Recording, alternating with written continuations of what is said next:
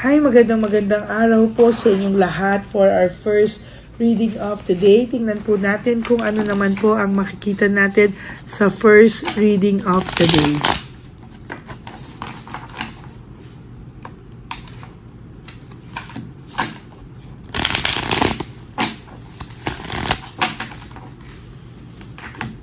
Kamusta po kayo? Napanood niyo na po ba yung first, second, and third reading natin? I hope na napanood nyo na po, no? Bago po kayo tumalon dito sa ating first reading of the day. Napanood nyo na yung first and second reading. 1, 2, 3, 4, 5, 6, 7, 8, 9, and 10.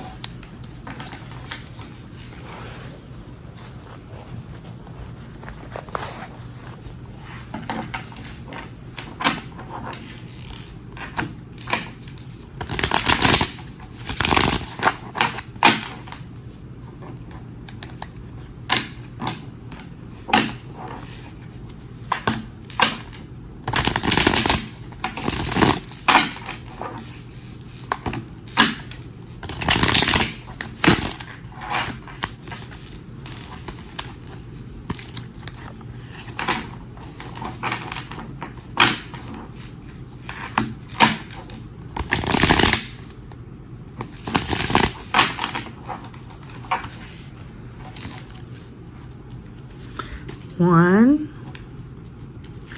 2, 3, 4, 5, 6, 7, 8, 9, and 10.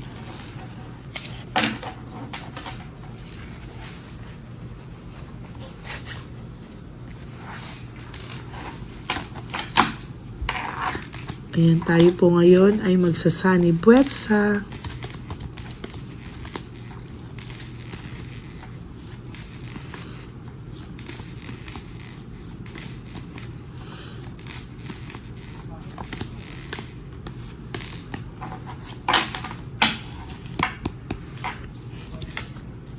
Next, maganda po ang first card mo. This is about joy, courage, and determination.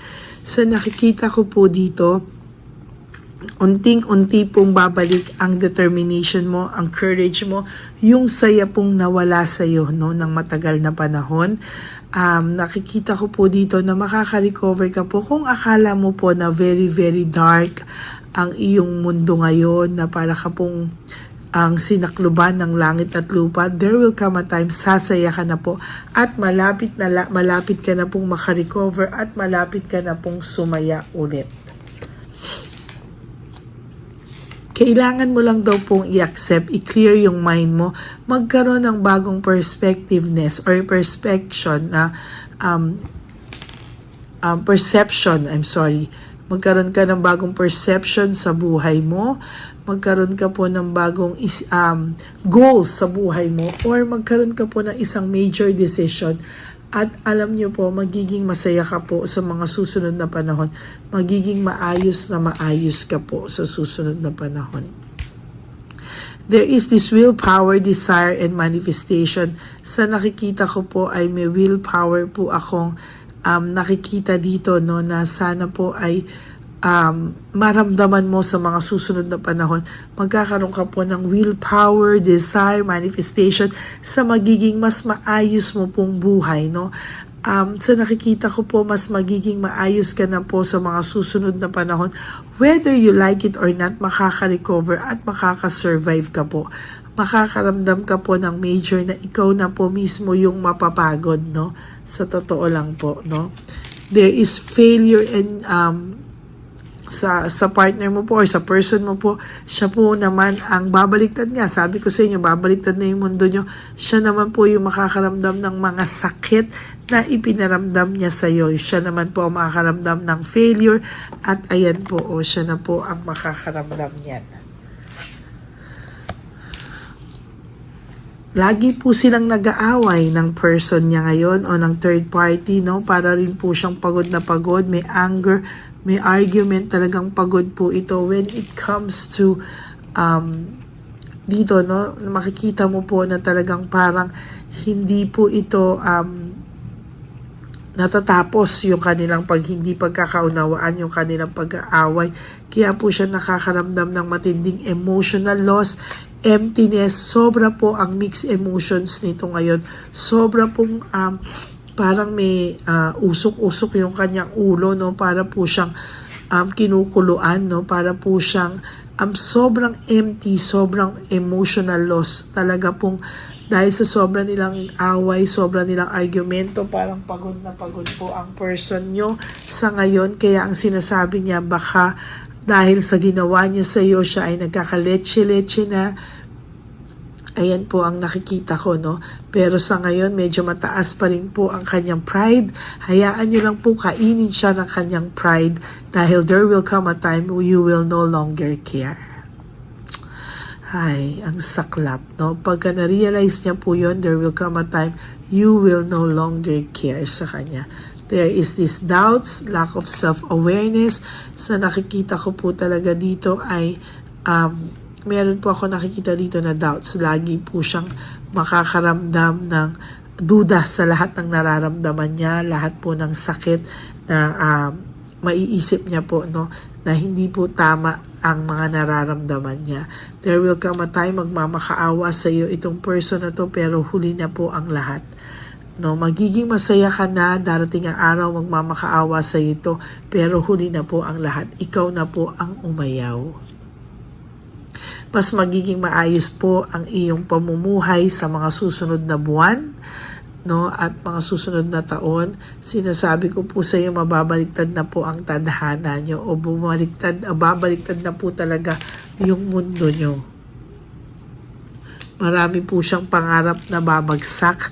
Marami po siyang pangarap na hindi niya po makakamtan dahil po dito, no. There is this coldness, no, parang hindi niya po maintindihan sa sarili niya, na kahit sa sarili niya po, sa person niya ngayon, may coolness po siyang nararamdaman. Para po siyang walang gana, no, sa mundo ngayon, sa ginagalawan niyang mundo. Alam niya po na mali po yung mga taong pinaniwalaan niya, mga nag-impluwensya po sa kanya ay hindi po tama, na dapat hindi daw po siya nakinig. Pero huli na po ang lahat, no, parang nasaktan ka po niya ng sobra, at there will come a time na itong person na to na may darating sa'yo ay mas mamahalin ka. Yun po ang masakla. There is this weakness and insecurity. Sa nakikita ko po dito ay may pagmamahal po akong nakikita na darating sa iyo, or pagmamahal na hinahanap mo, yung kahinaan mo, yung talagang gustong-gusto mo, at doon po magsisimulang ma-insecure itong person mo ngayon, ano? Somehow, hanggang hindi po ito nare-realize, hindi mo nare-realize yung worth mo, yung value mo, at nakatuto ka lang sa kanya, hindi po ito maaayos, no? There will come a time, mas maguguluhan ka pa po sa mga darating na panahon, no? Parang, nako, it's raining men, parang ganun ang mangyayari sa'yo, no? Kung kailang over ka na, tsaka siya magbabalik. Pero sabi ko nga po sa iyo, itong lalaking ito po, ang person mo po ito, medyo malabong magbago. Kahit magbago po ito sandali, ito po ay babalik sa dati. Marami ka pong naging difficulties, doubts sa sarili mo, lack of satisfaction dahil sa sakit, sobrang sakit na binigay sa iyo nitong person na to. Kaya nga po ang sinasabi ko sa iyo, no, mas maganda pong wala siya sa iyo ngayon, mas maganda pong maging masaya ka, mas maganda po na dumating yung araw at oras na maging okay ka na nang wala itong person na to, because this person doesn't deserve you. Hindi po niya ikaw deserve. Mas deserve mo pong mahalin ang sarili mo, deserve mo pong mahalin ang iba.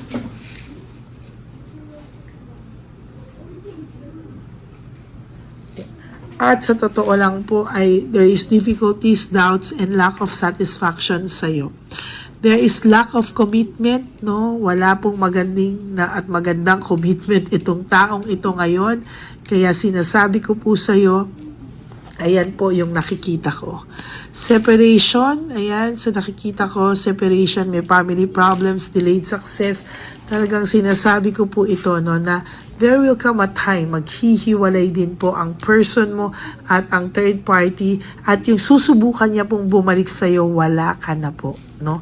Or unti-unti mo nang na-realize na hindi siya ang para sa'yo.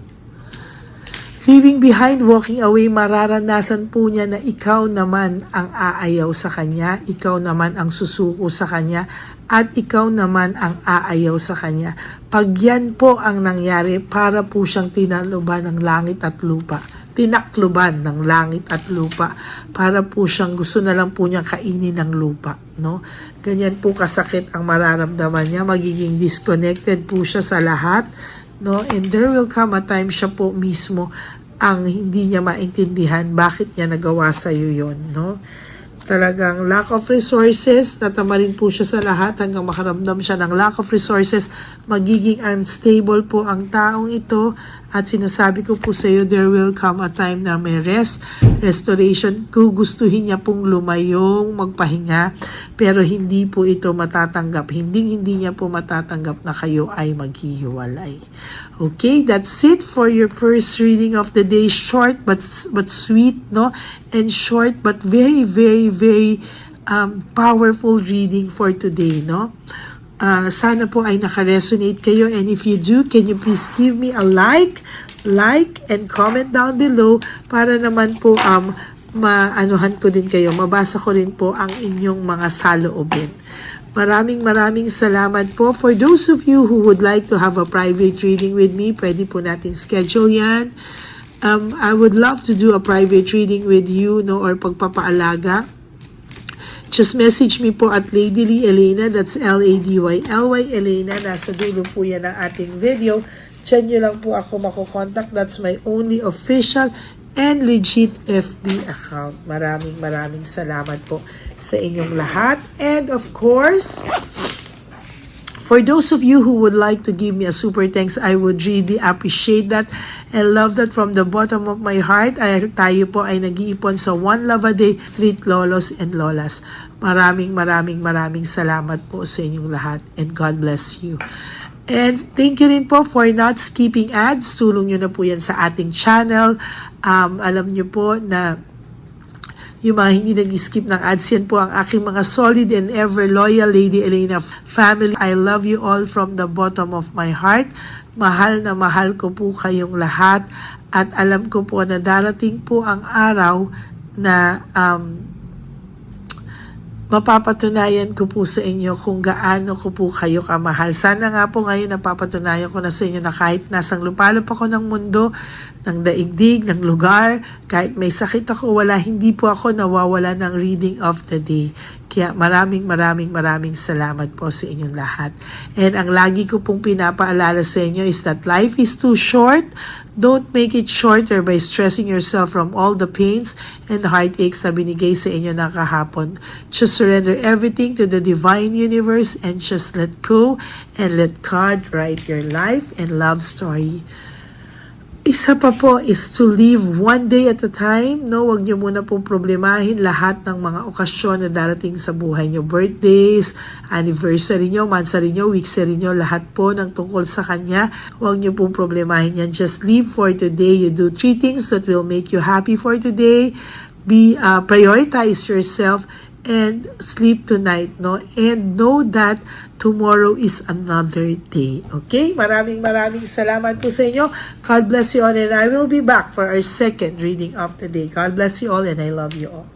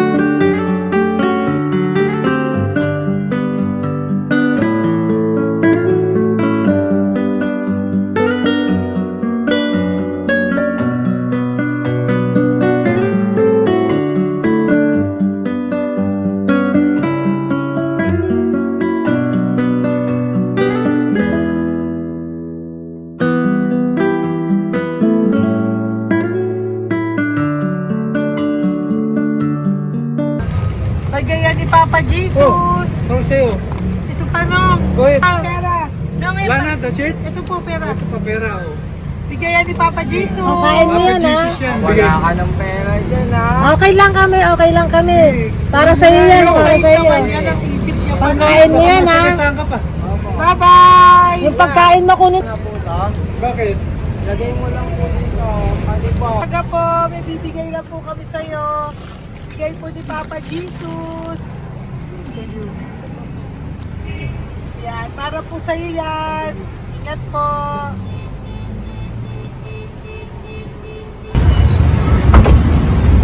Gandang tanghali po.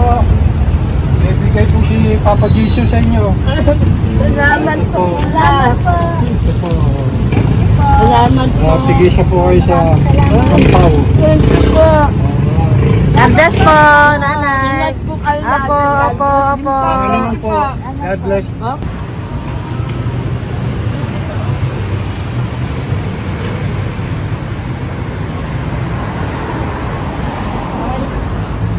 Bigay po ni Papa Jesus sa inyo. Salamat. God bless po. Kuya, pangkain mo po yan, ha? Kain ka ba nandyan? Po, hindi po. Dito po, nanatimbahan po. Ah! Sa Music Ministry. Doon ka nakapwesto. Opo. Sige po, bye po. God bless po. Ingat.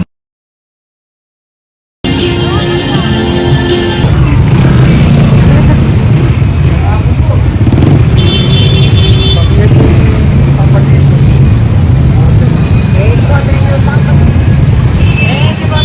Thank you po, bye po. Meron pa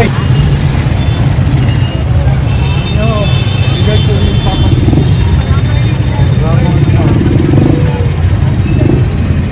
Yun.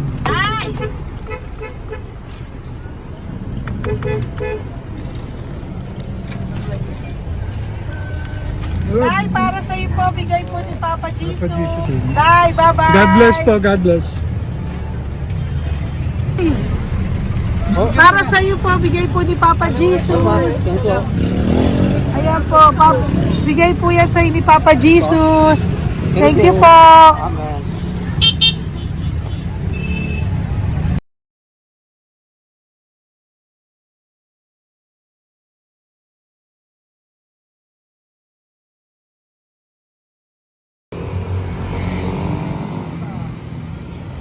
Bigay ni Papa Jesus. Kaya pagkain ato po, ah. Madami mong aso, kuya. Alaga mo lahat yan.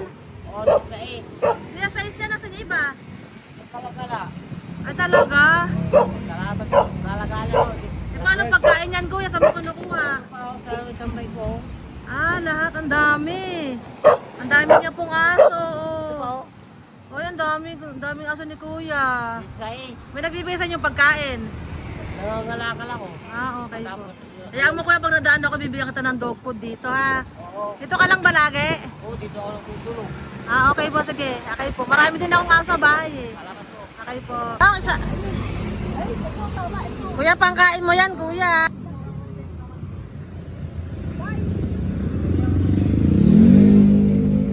Nangangalakal ka, kuya? Sige po. Thank you po. Maraming salamat, ma'am. May pagkain ka, nanay. Sa hirap ng buhay ngayon. Ba't nandito ka, nay? Tagasan ka ba? Yung arthritis ang sakit ko eh. Tagasan ka ba, nay?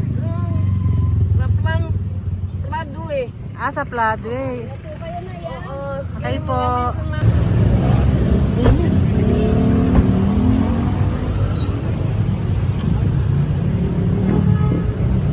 Nay! Bibigay ako sa'yo. Natandaan mo na ako. Ito. Hapon po.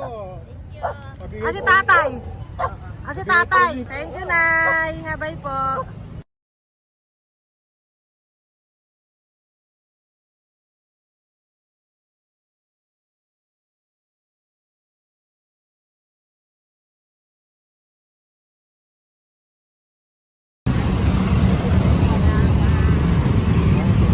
God bless, Tay. Thank you po. Pabigay po. Bigay po ni Papa Jesus. Salamat po. Bigay po ni Papa Salamat po, Jesus. Ito ate. po, oh. Salamat po. Bigay po ni Papa Jesus. Ito pa po. Salamat po, tay. Salamat po, tita. Bye-bye po. Maraming po salamat. Kayo, ate. Opo, ingat po kayo. Taga saan po Ingat kayo? Taga Tayabas, Quezon po kami. Mga aita po kami sa Quezon, mga katutubo. Sige, ingat po. God bless.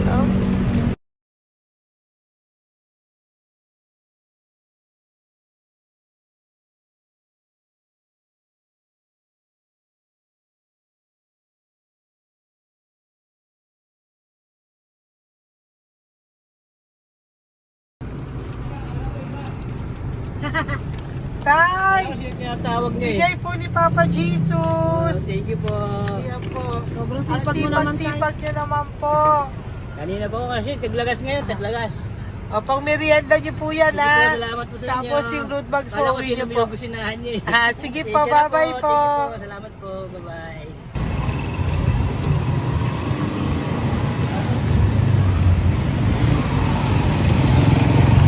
Brother!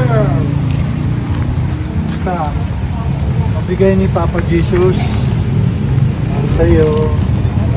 Ang kaya mo yan, ba't hindi ka makatayo? Na ano ka? Okay. Sige, bye-bye. Hello po! Para sa inyo po, bigay ni Papa Jesus. Thank you very much. Sige po, bye-bye po. God bless you. Tay! Magandang hapon po. Bigay po ni Papa Jesus. Ito pa po, Tay. Para sa inyo po. Bye-bye po.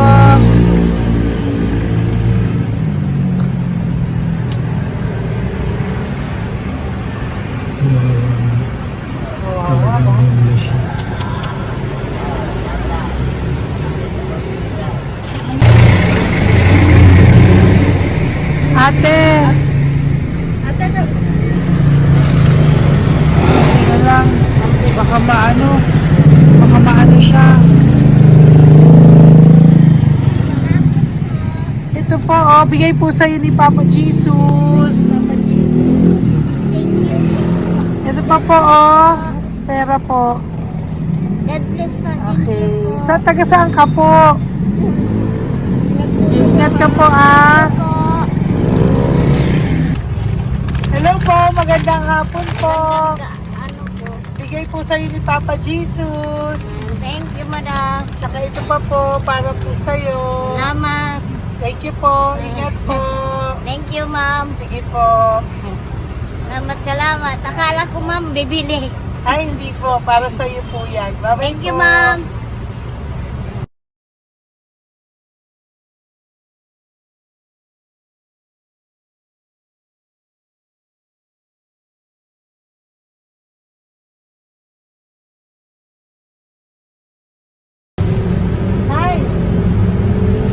Hirap na hirap.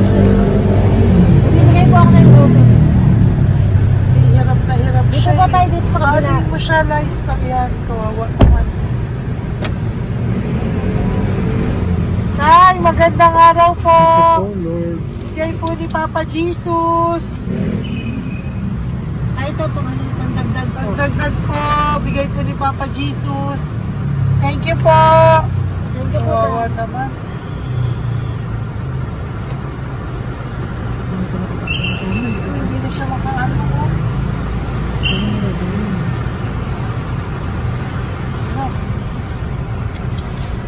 Tapos, itataligid na ako. Ano kami yun, narinig ko lang. Siyempre, ang bigat niya.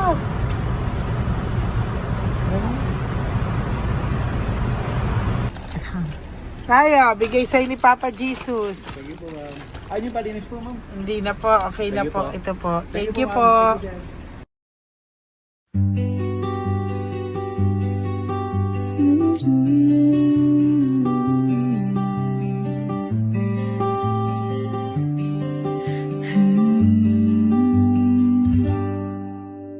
Nasa panahon ako ng kalungkutan, panahon na hindi ko alam ang gagawin.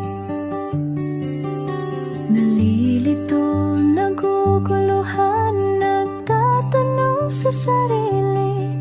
Ano nga ba ang gagawin ko? Nang biglang nag-browse ako sa YouTube at biglang lumabas ang channel mo. Ang mensahe na noon ay nilabas mo. Angkop sa nadarama ko. Unang beses lang dumaan ang channel mo sa browser ko. Hindi ako nagdalawang isip na hanapin ang Facebook account mo at mag-message sa'yo. Agad ka naman sumagot sa mensahe ko. Hindi ko alam ang damdamin noon dahil parang may sumungaw sa aking pag-asa. Nang kaliwanagan sa dilim ng gabi, dumating ka, ikaw ang sagot sa panalangin. Salamat dumating ka at nakilala kita, Madam Elena. Nabago mo ang pananaw ko. Noon ay malabo, ngunit ngayon ay may linaw na tinatahak. Salamat sa Diyos, ikaw isang anghel